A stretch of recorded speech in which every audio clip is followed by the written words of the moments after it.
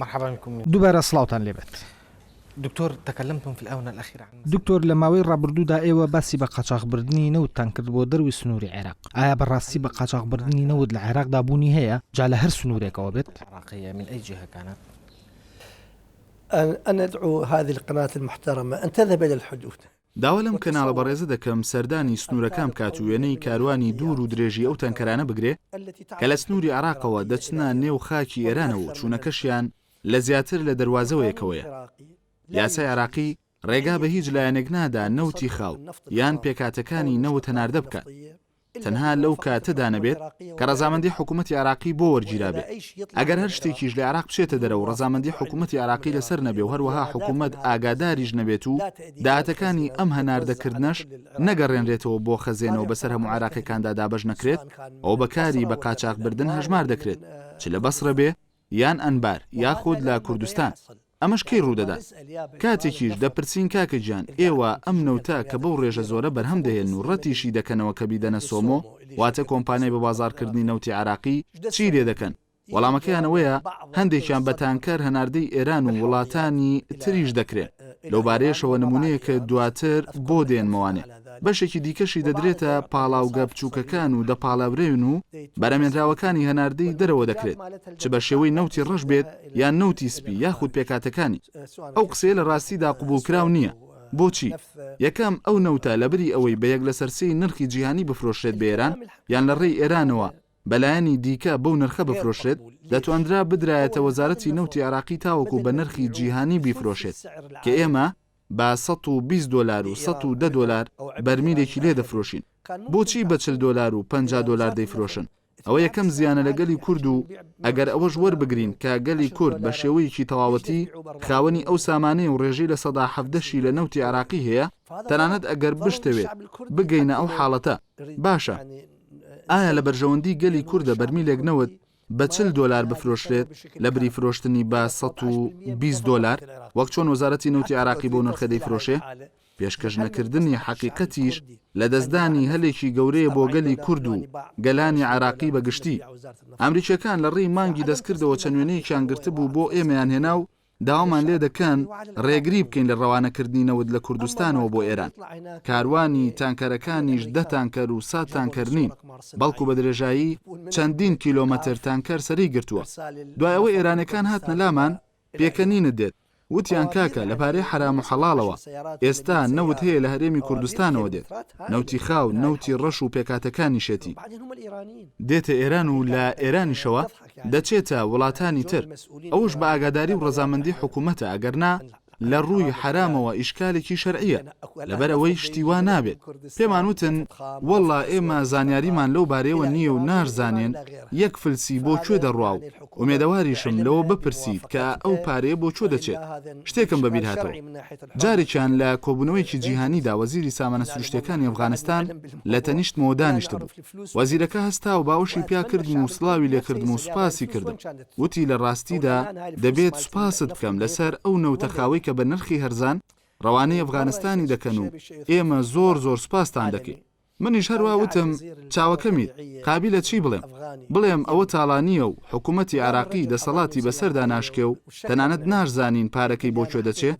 بۆیە لە دڵی خۆم داوتم ئەفغانستان دەوڵەتێکی هەژار و داما و وایە بەر لە ماوەیەکیش ڕاستیەکە دەرکەوت بە تانکەر نەوت براوەتە ئازربایجان کە دەوڵەتێکی هەناردەکەری نەوتە و بەرهەمهێنەری نەوتە کە نەوتی عێراقی ڕەوانەی ئەوێ کراوە.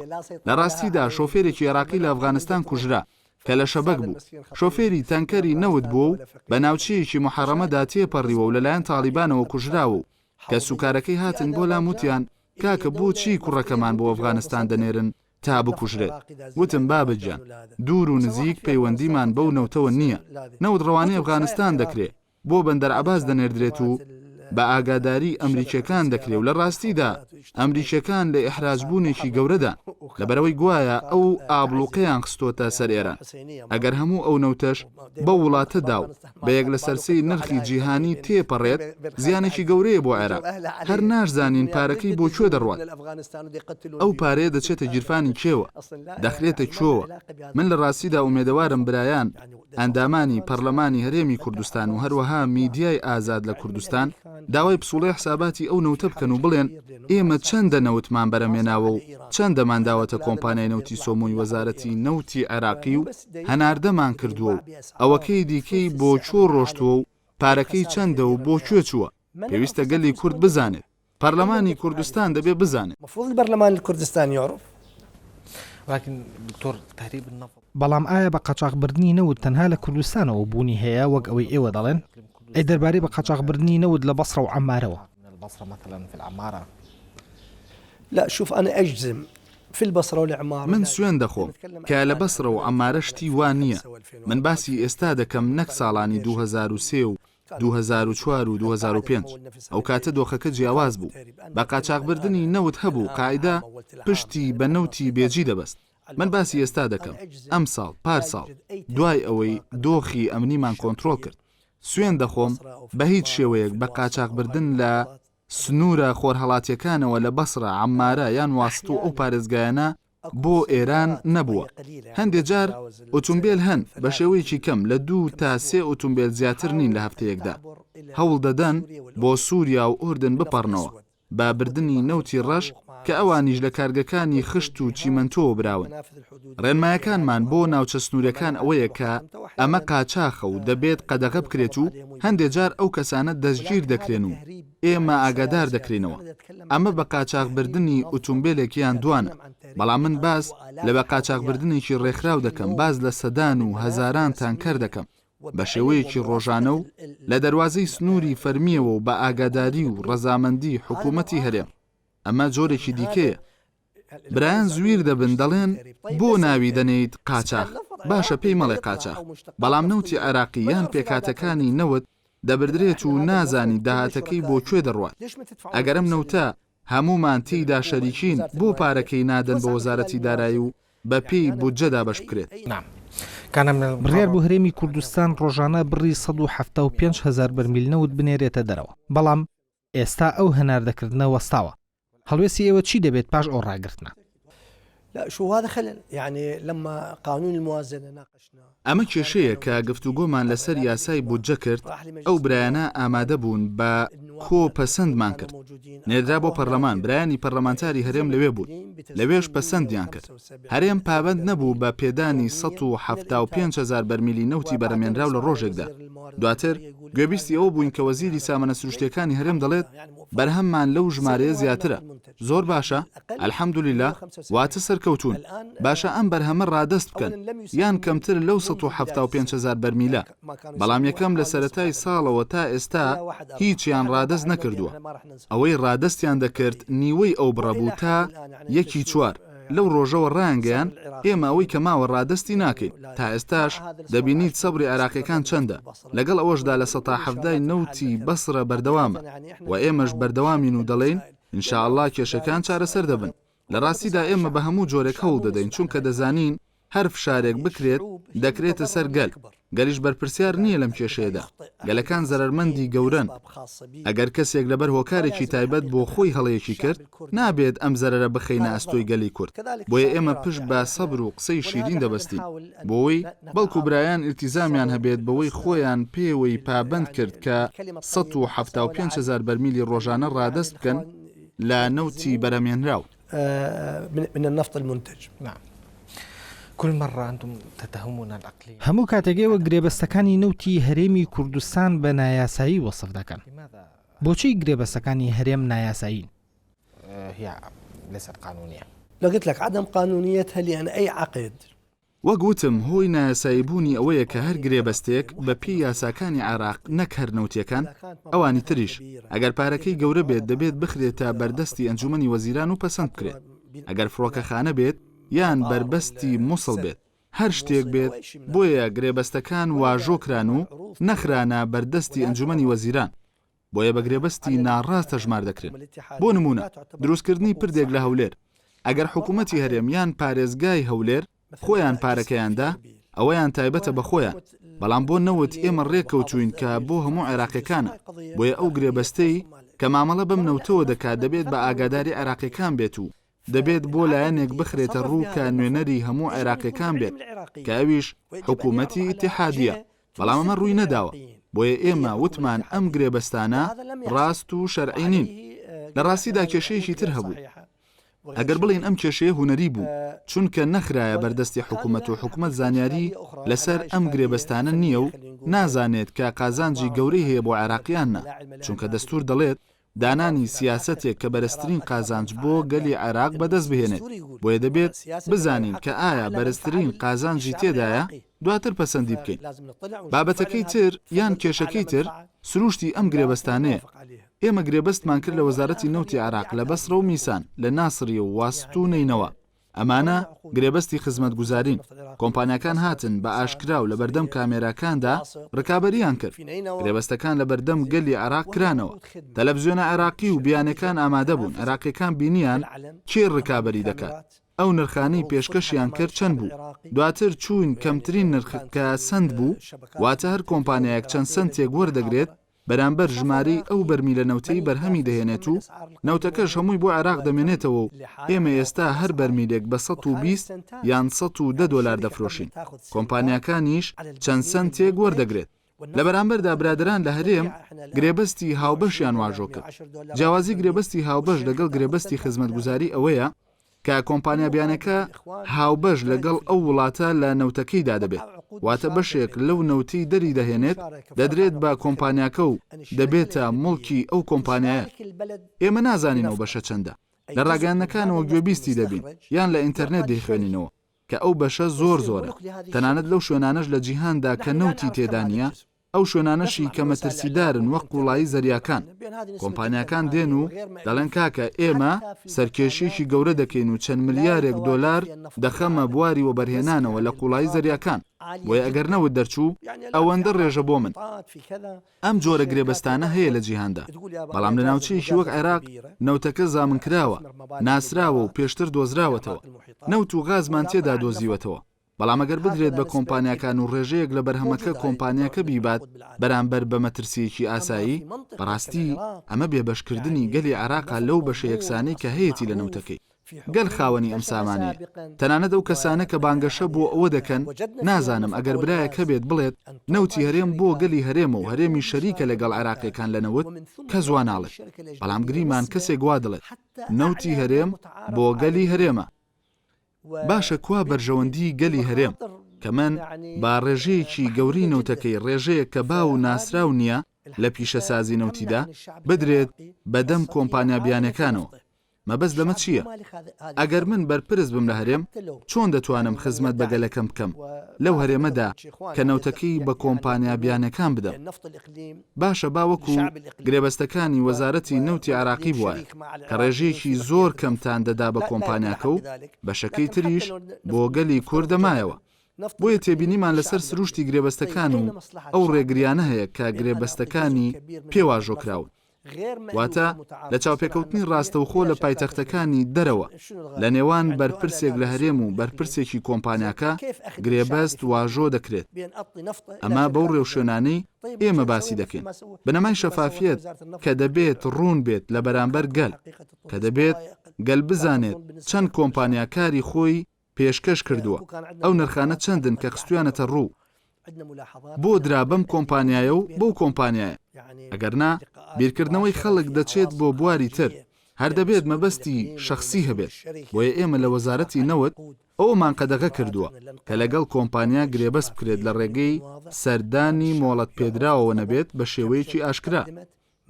دەبێت لە بەردەم کامێراکان کارنامەکانیان بکرێتەوە. ئەمە نەک هەر لە وەزارەتی نەوت کردمان، تەنانەت لە وەزارەتی کارەباش کردمان. هەموو تەندەرەکانمان هێنا لە وەزارەتی کارەبا و لە بەردەم ڕکابەرەکان و کامێراکاندا کردمانەوە.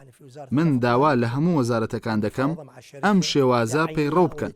من سوپاسی وەزیری گواستنەوەی عێراقی دەکەم بۆ بەندەری فاو. ئەو ڕۆژە هەمان شێوازی پەیڕەو کرد. وتی ئێمە لە ڕێگەی گەڕی مۆڵەت پێدانی ئاشکرا و شەفاف لە بەردەم کامێراکاندا دەیکەین بۆ ئەوەی گەلی عێراق بزانێت کە کێ و کێ ڕکابەرێتی دەکەن. هەمووان باز لە بوونی گەندەڵی دەکەن لە عێراق، لە هەرێم یان لە ناوچەکانی تری عێراق. باشە من وەک بەرپرس نابێت میکانیزمێک دابنێم بۆ کەمکردنەوەیان قەدەغەکردنی ئەم گەندەڵیە گرنگترین میکانیزمیش شەفافیەتە با لە بەردەم خەڵکدا تەندەرەکان بکەمەوە بۆ بچم لە ژوورێکدا و بەتەنیا لەگەڵ بەرپرسی کۆمپانیاکە ڕێک بکەوم. ليش اروح اقعد بغرف وحدي ويا مسؤول الشركه واتفاوض؟ نعم المشكلة الكبيرة بين بغداد کێشە گەورەکەی نێوان ئێوە و هەرێم مەسلەی گرێبەستەکانی کۆمپانیای ئێکسۆن مۆبیل. بۆچی تۆ زۆر بە توندی دژی ئەو گرێبەستە وەستایتەوە؟ بۆچی تەنها کۆمپانیای ئێکسۆن مۆبیل؟ من قبل الأقليم. لا اكسون موبيل الحقيقه كانت لعله الشركه ما بعد ال 45 ئێکسۆن مۆبیل ئەو کۆمپانیایە کە لە دوای 45ەوە ناوبانگی دەرکرد. هەڵوێست بەرامبەر بە گرێبەستەکانی تر بە هەمان شێوە بوو. هەڵوێستێکی نوێ نییە لەگەڵ ئیکسۆن مۆبیل. هەڵوێستی حکوومەتی عراقی بوو نەک هەڵوێستی کەسێکی وەکو من. هەڵوێستی وەزارەتی نەوت و ئەنجومەنی وەزیران و لیژنەی وزە و هەموو لایەنەکان کە پەیوەندیدارن بەم بابەتەوە تێڕوانینیان دیارە. بۆیە گۆڕینی ئەم هەڵوێستە بۆ هەڵوێستی کەسێک ڕاز نییە. لە عێراقدا کەسێک نییە هەموو ئەم پارە گەورەیە بەڕێوە ببات. پرسیارەکە ئەو بوو ئەم گرێبەستانە لەبەرەوەی نەخرانە بەردەم ئەنجومەنی وەزیران و پەسەندی نەکردووە بۆیە بەڕاست داناندرێت. بۆیە کە ئیکسۆن مۆبیل گرێبەستی واژوو کرد هەمان قسەی پێوترا کە بە زۆربەی کۆمپانیەکانی تر وتراون هیچ هەڵوێستێکی نوێ نییە سەبارەت بەم بابەتە. ئەو کێشەیەی کە ئیکسۆن مۆبیل خۆی خستە ناویەوە گرێبەستی لەسەر 3 پارچە کرد لەگەڵ هەرێمدا کە لە دەرەوەی سنووری هەرێمدایە 2 پارچە زەوی لە مووسڵ و دانێک لە کەرکووک.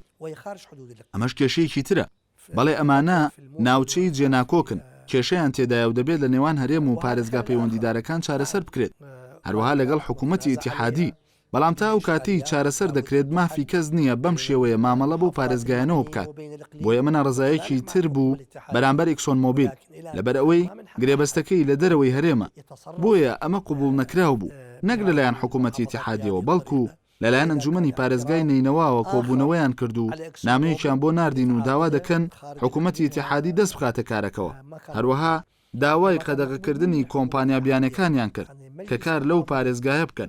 ئەگەر پرۆژەکان پێشکەش بەوان نەکرێت ئەگەر لە دەسەڵاتی ئەواندا بێت یان پێشکەش بە حکوومەتی ئیتیحادی بکرێت پێشەوەی ڕێگە بەم کۆمپانیانە بدرێت کە لەسەر زەوی ئەو پارێزگایە کار بکەن. هذه الشركات العمل داخل الأراضي المحافظة. نعم بەڵام ئێوە هەڕەشەتان لەو کۆمپانیایە کرد بەوەی لە گەڕەکانی مۆڵەت پێدان لە عێراق دووری دەخەنەوە. تراخيص شركة اكسون موبيل وأكسون موبيل. نعم وزارة النفط بەڵێ وەزارەتی نەوت سیاسەتێکی هەیە ئەوەیە کە ئەو کۆمپانیایی پابەندی یاساکانی عراق نابن نابێت بەشدار بن لە کارکردندا. ئەمەش هەڵوێستێکە لە 2010ەوە هەیە. لەو کاتەوە یەکێک لە مەرجەکانی کارکردن ئەوەیە پابەند بێت بە یاسا عێراقیەکانەوە. أن تلتزم الشركة بالقوانين العراقية. واتە واژۆکردنی گرێبەست لەگەڵ هەرێم سەرپێچیکردنە لە یاسای عێراقی. ما لم العقد ئەمە ئەگەر گرێبەستەکە خرایە بەردەمی حکوومەتی ئیتیحادی و پەسەند کرا ئەو کات بە گرێبەستێکی ڕاستدا دەنرێت.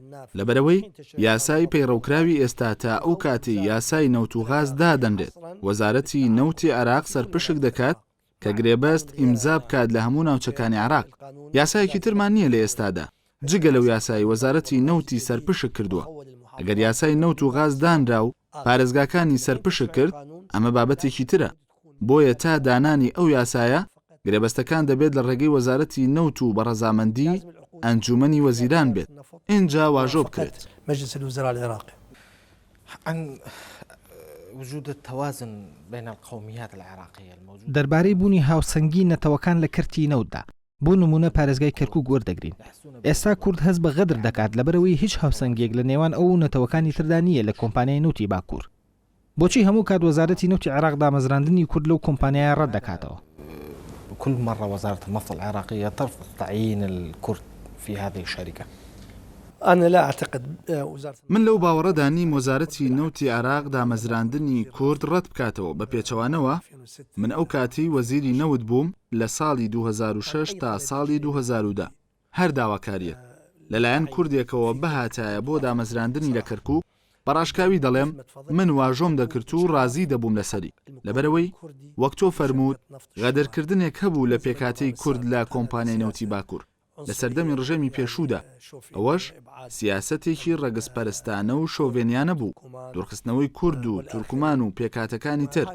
ئەم مەسەلەیە شتێکی ئاشکرا بوو. لەبەرەوەش هەموو دەرچوانی پەیمانگاکانی نەوت لە کەرکووک لەو کاتەدا دامەزرێنران و هەر داواکاریەک بۆ ئێمە بەهاتایە دامان دەمەزران نەک ئەوەش بەڵکو لە سەردەمی مندا بەشێک لە پۆستە سەرکردایەتیەکان لە کۆمپانیای نەوتی باکوور بە برایانی کورد سپێردرا ئەگەرچی لە بواری مواسەفات و بڕوانامە و ئەزمونەوە ڕکابەرەکانیان لەوان باشتر بوو بەڵام وتمان بۆ ڕاستکردنەوەی ئەو ناهاوسەنگیە ئەمە پەیڕەوی ئێمە بوو لەبەر ئەوە هیچ سیاسەتێک لەوەدا نەبوو بەڵام لەگەڵ ئەوە بڵێ ڕێژەی کورد لە کۆمپانیاکەدا هەر بەکەمی مایەوە بەڕاشکاوی پێ دەڵێم لەبەرەوەی کاتێک هەرێم دەستی کرد بە گرێبەست و پەرەپێدان و موچەیەکی زۆر زیاتریان دەدا لە چاو ئەو موچە کەمەی کۆمپانیای نەوتی باکوور چونکە کۆمپانیای نەوتی باکوور سیستمی موچەپێدانی تایبەت بەخۆی نییە بەڵکو پابەندە بە سیستمی موچەپێدانی عێراقەوە حاڵی وەک حاڵی وەزارەتی پەروەردە و کارەبایە واتە ناتوانێت تایبەتمەندی هەبێت جگە لە هەندێک دەرماڵی کەم نەبێت لەبەرەوەش بەشێکی زۆری کادرەکان نەک تەنها کورد تەنانەت عەرەبیش کارەکانیان لە کۆمپانیای نەوتی باکوور بەجێهێشت و چوون لە کوردستان کاریان کرد لەبەرەوەی موچەیەکی زۆر زیاتریان وەردەگرت بۆیە پاڵنەرەکە ئەو سەرمایە کۆکردنەوەی کادرەکانی نەوتە ئەمە یەکێک لە هۆکارە سەرەکیەکان بوو کە بەشێکی زۆر کادرەکان ڕۆشتن من ئێستا لە ڕێگەی ئەم چاوپێکەوتنەوە داوا لە هەر کەسێک دەکەم کە لە بواری پسپۆڕی نەوتدا کار بکات بێگومان من ناتوانم داوا لە مامۆستایان یان کادرانی تەندروستی بکەم چونکە ئەمە کۆمپانیایەکی نەوتیە پێویستە لەسەر بنەمای پسپۆڕەکەی کار بکات ئێستا داوا لە هەر کەسێک دەکەم لە برایانی کورد کە دەیەوێت لە کۆمپانیای نەوتی باکوور کار بکات ئەگەر پسپۆڕی هەیە بابێت کار بکات ئاگادارم بکەنەوە من لە ڕێگەی تۆوە دەڵێم تۆ ئاگادارم بکەرەوە هەر کاتێک داواکەی ڕەت کرایەوە سیاسەتێکی لەو جۆرە بوونی نییە بەڵام بەڕاستی من پێ دەڵێم سیاسیەکان کاتێک بابەتەکانیان لێ ئاڵۆز دەبێت واتە هەموو شتێک چووە بەیەکدا دەست دەکەن بە تۆمەت بەخشینەوە تۆمەت دەدەنە پاڵ ئەم دەیدەنە پاڵ ئەو تۆمەت دەبەخشنەوە بە ئەو واتە بەم شێوەیە ئەگەر تۆ واقعی بارودۆخەکە دەوێت ئێستا بە پێچەوانەوە نەوتی باکوور بە خێراتنی هەر کەسێک دەکات کە پسپۆڕ بێت دەرچووی پەیمانگا بێت دەرچووی کۆلێژ بێت لە بواری نەوتدا کە بێت لە نەوتی باکوور کار بکات و ئەوان پێویستیان بە کادرە نەک تەنها لە نەوتی باکوور بەڵکو لە نەوتی باشووریش ئێمە ئێستا بە خێراتنی هەر کادرێک دەکەین کە پەیوەندی بکات بە هەر یەکێک لە کۆمپانیەکانی نەوتەوە شركة من شركات النفطية نعم دکتۆر حسەن شارستانی تۆ تۆمەتبەر دەکرێت بەوەی کە جۆرێک لە ڕقی شخصیت بەرامبەر هەرێمی کوردستان هەیە تۆ بۆ بەرامبەر کورد و هەرێمی کوردستان ئەو هەستیاریەت هەیە الحساسية تجاه العقل والله تهمة باطلة وەڵاهی تۆمەتێکی بەتاڵە من لەو بڕوایەدام ئەوەی بەم تۆمەتە تۆبەتبارم دەکات خۆشی دەزانێت کە تۆمەتەکەی بەتاڵە لەبەرەوەی تۆ ئەو پرسیارەت لێکردم ڕێگەم بدە قسەت بۆ بکەم من براکەم ژنێکی کوردی هێناوە و دەیان ساڵە لەگەڵماندا دەژی و زیاتر لە یەکێک لە ناو خێزانەکەی ئێمەدا ژن و ژنخوازیمان لەگەڵ کووردا شتێکی تازە نییە تەمەنێکی دێرینی هەیە ئەمە یەکەم دووهەم من وەک خۆم قەرزاری خێزانێکی کوردم ئەوان منیان پاراز کاتێک لە زیندانەکانی سەدام هەڵاتم لە ساڵی 1991دا و ڕۆیشتم بۆ سلێمانی خێزانێک بە توانایەکی کەم من و هاوسەرەکەم و مناڵەکانمیان لە خۆیان گرت خواردنیان نەبوو کە خۆیان بیخۆن بەڵام ئێمەیان هێشتەوە و لە خۆیان گرتین و خواردنیان داینێ ئێمە دەمان خوارد و خۆیان نانیان نەدەخوات من ئەمە فەزلی گەلی کووردە بەسەرمەوە ناکرێت لە یادی بکەم تەنانەت لەسەر ئاستی کەسێتیش ئاستی خێزانی لێگەڕێ پاشانیش ئێمە بە سروشتی خۆمان من لە باگراوندێکی دینی شیعەوە دێم لە کەربەلا لە خێزانێکی ئاینی ئێمە بە سروشتی خۆمان هاوسۆزین لەگەڵ غەدر لێکرا و لە هەر شوێنێکی دنیادا بێت من دایکمم بەبیر دێتەوە خوالی خۆش بێت